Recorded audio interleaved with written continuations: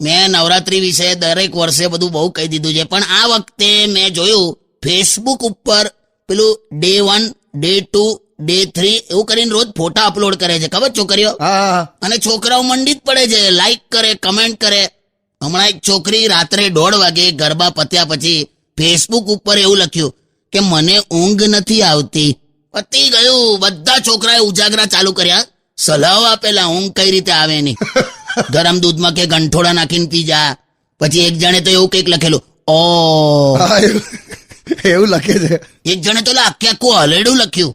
એટલે ભાઈ 3:30 થયા, તું હુઈ જા, પેલી લખીને કારની હુઈ ગઈ. અને જો આજ વસ્તુ છોકરાઓ લખે તો કેવું થાય? એવું લખે ધારો કે છોકરા કે મને ઊંઘ નથી આવતી, તો એની તો વેલ્યુ જ ના હોય. ભાઈબંધો કેવું લખે?